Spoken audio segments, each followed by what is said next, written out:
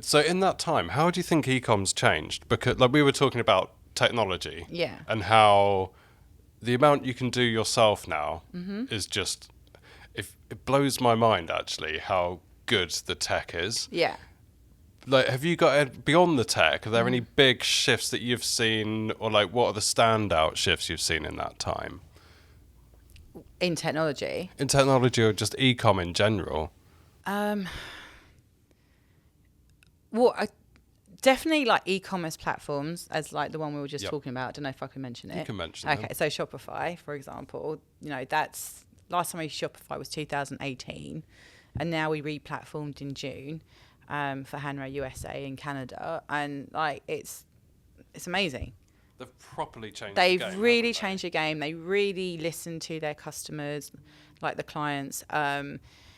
Something that would have taken a dev team, I don't know, 2 weeks to do in a sprint, I can do in 30 minutes. Like, it's phenomenal. Yeah. And I think because of that, because it's quicker and easier to do, can get a bit dangerous and a bit tempting.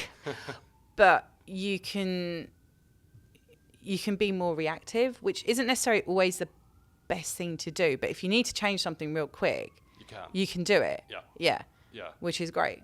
And how about, I guess, like consumer trends? I guess one of the big things is the change in platforms, right? And the fact that the way people consume content online is just so dramatically different over that period of time. So reels, like vertical video, like particularly in your sector, that must be a big deal. Yeah. It's definitely consumers are everywhere on every platform, right? And it's what I would say it has changed massively is the content strategy.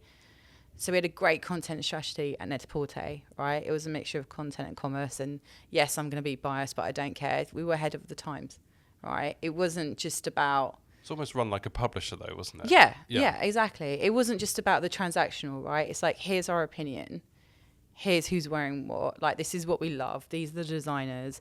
And, that's other people picked up on it and the consumers love it. And I think they themselves now have become their own publishers, and like with the influencers or whoever, and people are taking notice and they're being more considerate, as you say, with their purchases.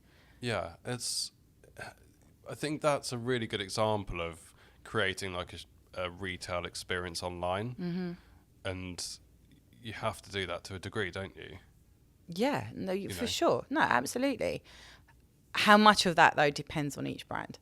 Of course. So do you think that's one of the big differences between kind of luxury e-com and, slightly more mass market e-commerce, is that there's a greater requirement for, like customer engagement and content and education and getting people involved, and would you say that's a thing?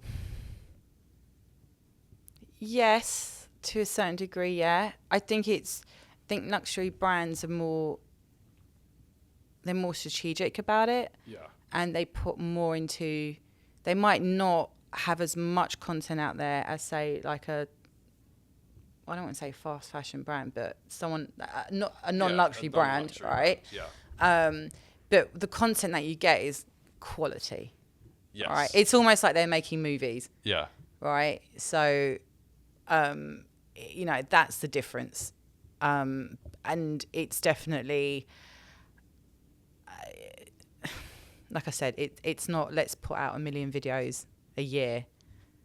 Yeah. Big exaggeration.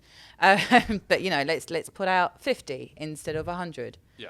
For example. But make those 50 really, really good. But make those really like excellent, and that's the high engagement rate. And that's, you create a dream. That's what you want. That's what the uber luxury brands want, is to create a dream. Yeah. To be aspirational.